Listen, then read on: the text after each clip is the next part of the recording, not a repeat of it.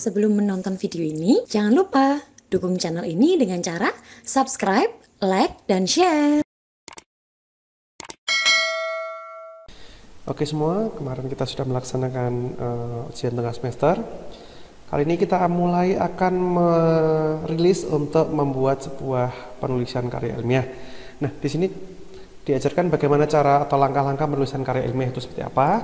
Yang pertama, target capaiannya adalah mahasiswa mampu membuat karya dengan baik dan benar sesuai dengan tahapan atau langkah-langkah penulisan. Oke, di sini langkah-langkah penulisannya adalah pertama kita adalah gagasan ide, di mana nanti dari ide tersebut kita merumuskan masalahnya. Kemarin kita sudah mempelajari tentang perumusan masalah. Kemudian berikutnya adalah mengidentifikasi sumber, mengakses informasi, menggunakan informasi, membuat outline, membuat draft, melakukan revisi sampai dengan hasil akhirnya apa. Nah, ini langkah-langkah penulisan dalam sebuah artikel ilmiah atau karya ilmiah. Nah, nanti setelah ini siap-siap untuk menuliskan karya ilmiah ya. Nah, pertama, membuat karya ilmiah tulisan dalam bentuk outline. Bagaimana caranya? Kerangka tulisan dapat disusun dengan membuat sinopsis atau kita sebut sebagai kerangka. Kemudian sinopsis tersebut merupakan versi singkat sebuah tulisan, terdiri atas satu paragraf yang dimulai dengan kalimat topik, dilanjutkan dengan kalimat pendukung, kemudian kalimat pendukung menguraikan, menjelaskan, dan membuktikan kalimat topik. Sinopsis diakhiri dengan kalimat penutup yang akan menjadikan kalimat utama dalam paragraf penutup. Nah, di sini kerangka pikir atau kerangka uraian struktur bab dan subbab yang akan ditulis dengan secara terorganisasi. Kerangka dibuat agar pembahasan tidak keluar dari masalah. Kerangka dapat pula berubah kemudian menyesuaikan. Nah, ini sudah pernah saya ulas di pertemuan-pertemuan sebelumnya ya, bagaimana cara menulis kerangka pikir. Kemudian contoh sinopsis dan kerangka, misalkan keberadaan orang lain penting untuk membentuk sebuah karakter kita dalam hal kerendahan hati, kesabaran, kelemah lembutan, dan keterbukaan. Kemudian ada kerangka, kemudian ada latar belakang, isi tubuh atau tulisan, kemudian kerendahan hati, kesabaran, kemudian terakhir adalah kesimpulan.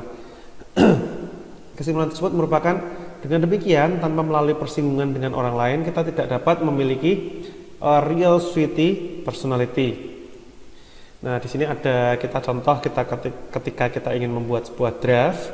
Draft dibuat dengan menggabungkan dan mengintegrasikan berbagai informasi ke dalam suatu tulisan sesuai dengan kerangka yang telah dibuat.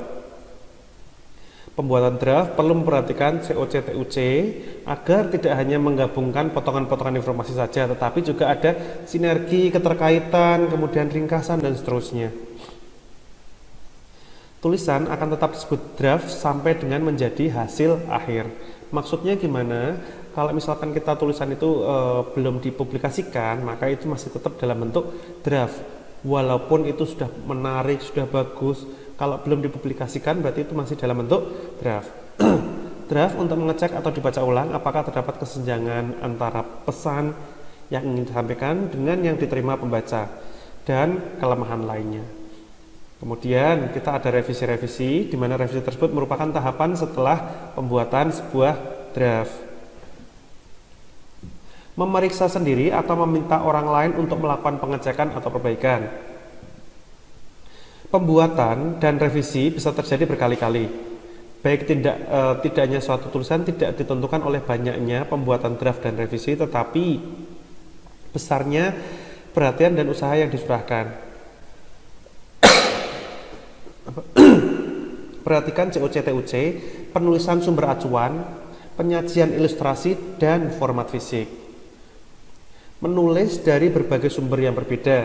Pertama kali adalah langkahnya membaca atau bacalah catatan isi yang sudah ada, yang sudah dibuat oleh setiap subtopik. Hubungkan dengan pengetahuan-pengetahuan yang sudah tersedia. Temukan benang merahnya, kategori baru, inspirasi untuk membuat sebuah tulisan. Saat menulis dapat menggunakan gagasan sendiri atau gagasan dari orang lain. Berarti ide itu bisa tertuang karena kita memiliki ide sendiri, atau mungkin orang lain tiba-tiba berkata dan tiba-tiba kita langsung, oh iya, berdasarkan perkataan teman-teman tadi kita mempunyai sebuah ide. Kita juga harus mengetahui hal apa saja yang sudah ditulis oleh orang lain mengenai topik yang dipilih, state of the art, agar tulisan yang dihasilkan dapat memperkaya atau memperluas ilmu pengetahuan. Menulis menggunakan gagasan orang lain dapat dilakukan melalui sintesis, yaitu mengkombinasikan beberapa ringkasan dari beberapa sumber dan mengutip atau langsung dan tidak langsung. Sedangkan sintesis, setelah membaca berulang kali catatan isi yang telah dibuat dari berbagai sumber mengenai suatu topik atau subtopik, maka dengan sendirinya akan menemukan perbedaan dan persamaan dari sumber-sumber tersebut. Mendapat inspirasi baru, sudut pandang baru, dan sebagainya. Sintesis juga merupakan inspirasi terhadap dibahasnya kembali menurut sudut pandang kita. Berarti orang lain sudah mengemukakan pendapat, kemudian kita juga bersintesis kembali, kemudian inspirasi yang akan dibahas tadi menurut sudut pandang kita sendiri. Contoh sintesisnya adalah ketika meneliti mengapa banyak orang mengkonsumsi beras hitam untuk kesehatan sebagai pengganti beras putih dengan mewawancarai 5 orang. Kita tidak memaparkan satu persatu pendapat mereka, tetapi kita akan menceritakan kembali dan menuliskan dalam bentuk laporan, menggunakan kata-kata menurut versi kita. Kerangka berpikir yang digunakan untuk penelitian tersebut mengenai apa saja manfaat beras hitam untuk kesehatan. Nah, dari situ berarti dari wawancara 5 orang tadi bukan terus kita langsung pewawancara maksudnya yang diwawancara orang pertama menjelaskan apa, yang diwawancara orang kedua menjelaskan apa, dan seterusnya. Itu tidak seperti itu ya. Tetapi kita merangkum tulisan-tulisan dari kata-kata yang sudah ada dari pewawancara yang tadi sudah kita wawancarai. Kemudian 4 langkah dalam menentukan sintesis. Pertama, pemilahan. Apa yang harus dipilah? Memilah hasil pencatatan isi yang telah dimiliki dengan memasukkan ke dalam suatu kategori. Misalnya, mengenai kesehatan dipilah menjadi beberapa kelompok. Pengkategorian tersebut dilakukan berdasarkan kerangka dan juga subjudul yang mungkin belum tercantum dalam sebuah kerangka.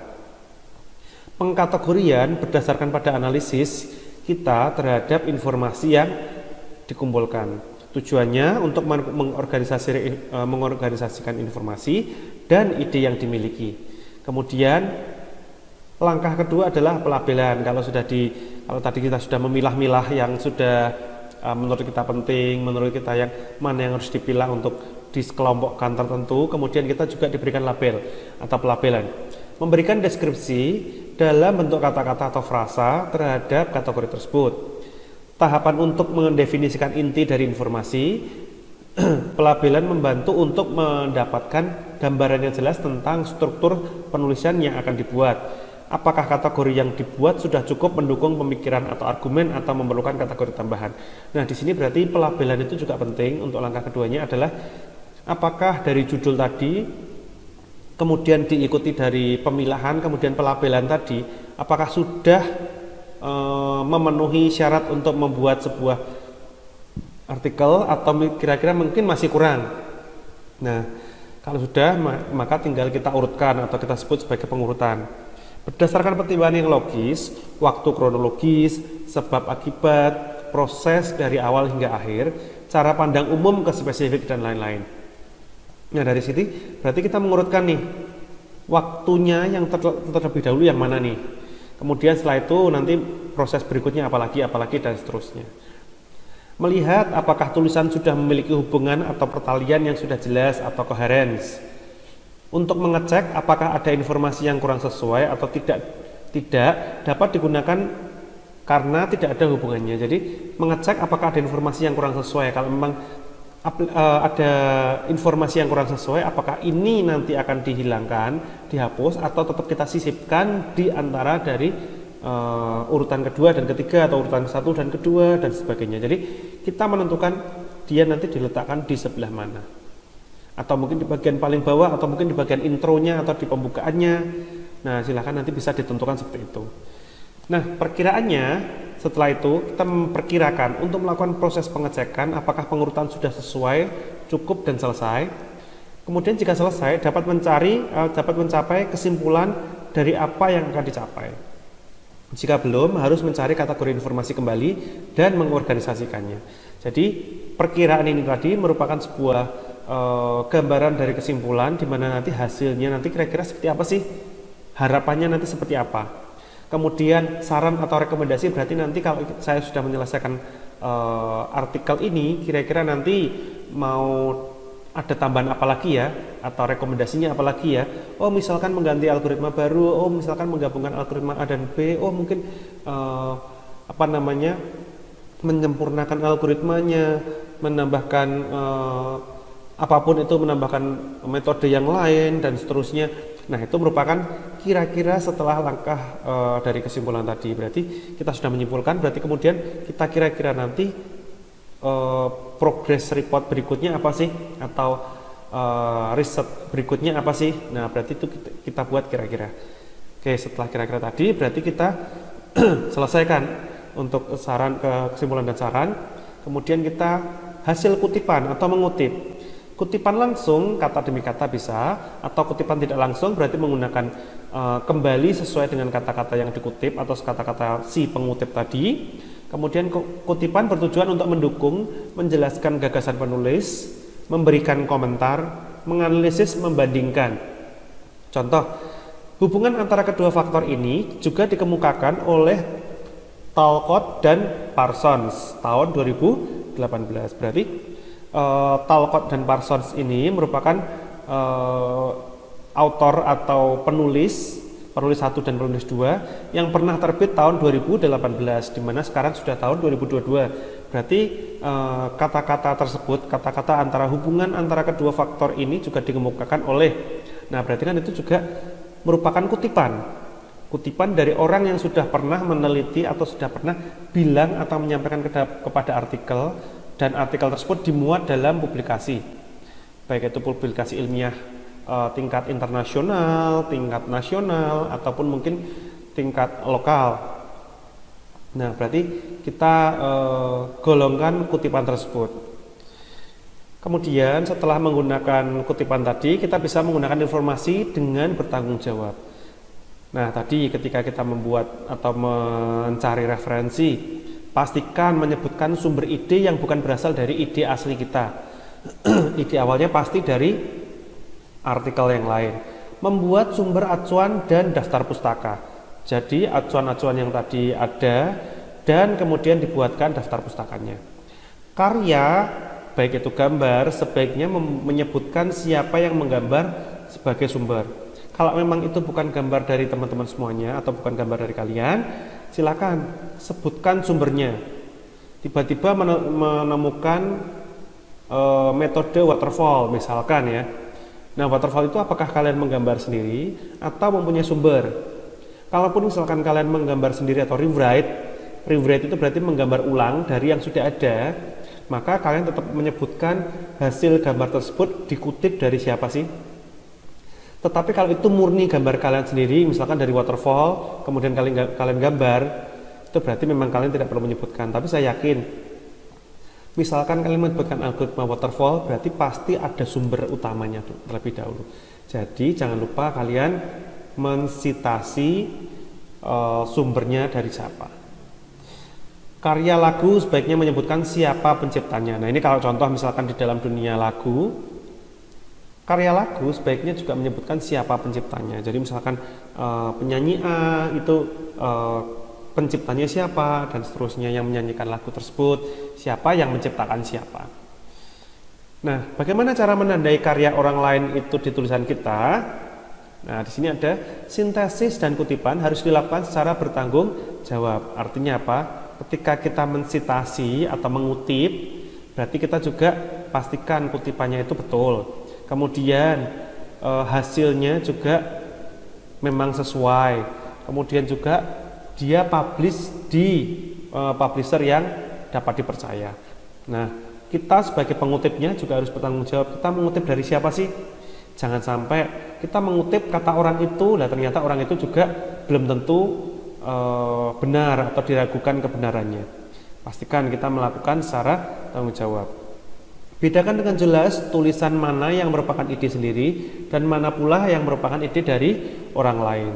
Tandai dengan menyebutkan sumbernya secara jelas di bagian tulisan dan cantumkan di dalam daftar pustaka. Misalkan, menurut Brown dan Eliza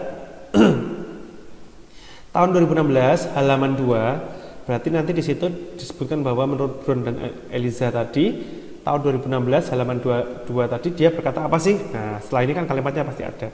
Nah, berarti kalau seperti itu dijelaskan kira-kira dia menyebutkan apa sih? Berarti kan ada tanggung jawabnya ya. Yang berkata siapa? Brown dan Eliza. Oke. Bagaimana menandai orang lain di tulisan kita? Yang selanjutnya yaitu menurut APA atau Association Psychological kemudian kutipan langsung yang pendek tidak lebih dari 40 kata dituliskan di antara tanda petik. Langsung digabungkan dengan paragraf yang berkaitan dengan dicantumkannya sumber. Kutipan langsung yang panjang tidak usah ditulis lagi di antara tanda petik, tetapi harus ditulis lagi dalam paragraf tersendiri dengan jarak 5 kali menekan spasi dari batas tepi kiri. Kata-kata yang dihilangkan dalam kutipan langsung harus digantikan dengan 3 tanda titik. Kalau berikutnya mengutip tanpa tanda petik atau tanpa menyebutkan sumber seperti kriteria di atas disebut plagiarisme meski sudah menyebutkan sumbernya di tempat lain. Nah, berarti hati-hatilah di sini. Ketika kalian ingin menuliskan atau menyadur kutipan orang lain atau mengutip dari karya orang lain, pastikan kita sadur atau kita kutip. Jangan sampai kita akui sebagai milik kita sendiri. Berarti nanti ada unsur plagiarismenya. Nah, plagiarisme itu sangat penting memberikan keterangan atas ide pemikiran orang lain yang kita gunakan. Jadi jangan sampai ide orang lain tadi kita akuisisi atau kita akui menjadi ide kita sendiri. Jadi jangan sampai seperti itu. Plagiarisme itu penggunaan ide, kata-kata, karya orang lain tanpa secara jelas menyebutkan informasinya. Nah, itu berarti kita disebut plagiarisme atau menjiplak hasil karya orang lain. Plagiarisme tidak dapat ditoleransi. Berarti menjiplak tadi tidak dapat ditoleransi. Pastinya nanti ada punishment atau hukuman yang nantinya akan dilakukan, yaitu menurut Peraturan Menteri Pendidikan Nasional Nomor 17 Tahun 2010 tentang pencegahan dan penanggulangan plagiat di perguruan tinggi. Nah, bagaimana sih cara kita menghindari plagiarisme? Pastikan telah memberikan keterangan dengan menuliskan setiap sumber informasi yang kita gunakan. Segera tulis nama pengarang, nomor halaman yang dikutip, tahun berapa karya tersebut dibuat, dan langsung cantumkan pada daftar pustaka secara lengkap. Beberapa yang perlu diberikan kredit atau penghargaan itu berupa ide, pendapat, teori, fakta, data, gambar, kutipan parafrase orang lain, baik lisan maupun tertulis atau tulisan. Nah, cara mengenali yang parafrase yang dapat diterima atau tidak. Pertama, kenali apakah karya tulisan kita merupakan plagiarisme atau plagiat. Yaitu dengan cara penulis tidak menggunakan kata-kata sendiri. Penulis tidak menyebutkan sumber fakta maupun ide tersebut berasal dari mana. Nah, berarti apakah ini merupakan plagiarisme? Kalau memang kata-kata sendirinya itu ternyata itu merupakan kata-kata dari orang lain, maka itu plagiarisme. Tetapi kalau penulis atau kita itu menulis kata-kata dengan bahasa kita sendiri, maka itu tidak disebut sebagai plagiarisme. Cara menulis paragraf tidak tergolong plagiarisme. Di sini tadi sudah saya sampaikan juga, menyampaikan ulang secara tepat informasi asli dengan menggunakan kata-kata sendiri. Berarti kita mengarang dengan kata-kata kita sendiri, tetapi isinya sama dengan yang kita kutip, yaitu tanpa menghilangkan makna asli seperti yang dimaksud dengan penulis aslinya. Mencantumkan sumber acuan yang digunakan, memberitahukan kepada pembaca bahwa bagian mana saja yang telah dikutip oleh si penulis secara langsung dengan menggunakan tanda petik dan menunjukkan dari halaman berapa informasi tersebut diacu. Oke, itu berarti cara kita mengacu pada referensi. Terakhir yaitu membuat sumber pustaka atau sumber kutipannya, atau daftar pustaka kita sebut sebagai bibliografi ya. Semua sumber kutipan yang digunakan ditulis tanpa membedakan format atau jenisnya. Contoh Bernard, HR, berarti nama depannya itu ya HR Bernard. Nah, dia terbit pada tahun 1988. Judulnya adalah Research Method in Cultural Anthropology, London, Saki. Nah, di sini berarti referensinya atau daftar pustakanya nanti seperti ini, di mana nanti kita mengutip dengan menggunakan contoh yang sudah pernah diajarkan sebelumnya. Oke, aplikasi untuk membuat bibliografi bisa menggunakan MS Word, terdapat pada menu reference. Kemudian masukkan sumber bacaan yang digunakan pada submenu Manage Source. Tulisan kutipan dapat dibuat sumber acuannya menggunakan Insert Citation. Kemudian daftar pustaka dapat dibuat menggunakan menggunakan submenu bibliografi. Oke, ini sudah pernah diajarkan di topik pembahasan sebelumnya, sebelum UTS ya pastinya ya. Lah, nanti setelah ini berarti kalian bisa membuat sebuah contoh artikel, di mana nanti membuat artikelnya tadi dalam bentuk draft. Nanti kita bisa teman-teman kumpulkan, nanti kita bisa diskusikan mana yang masih sulit atau mana yang sudah layak untuk dipublikasikan. Oke, ini contoh aplikasi untuk membuatnya. Ini kita menggunakan Mendeley. Kalau ini menggunakan default dari MS Word.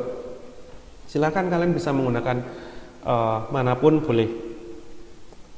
Nah, ini juga ada aplikasi Zotero, aplikasi gratis yang terintegrasi dengan browser untuk membuat bibliografi. Silakan kalau misalkan menggunakan Zotero juga boleh. Oke, gitu dulu. Setelah ini berarti nanti kalian bisa langsung mulai mencicil untuk membuat sebuah artikel, di mana nanti hasilnya nanti dikemukakan dalam artikel tersebut. Pastikan artikel itu memiliki minimal 6 halaman sampai dengan 10 halaman. Jadi minimal sekali itu 6 halaman, kalau bisa sampai 10 halaman, 12 halaman, 13 halaman lebih baik. Tetapi pastikan unsur plagiarismenya juga diperhatikan ya. Nah, setelah ini berarti kalian sudah mulai menulis artikel ilmiahnya. Nanti akan ada project terkait dengan penulisan artikel tersebut. Oke, keterangan lebih lanjut nanti kita akan bahas di video conference lewat melalui Google Meet ya nanti ya, setelah nanti saya kabarkan di grup. Oke, sekian dulu dari saya, terima kasih atas perhatiannya, sampai ketemu lagi di lain kesempatan.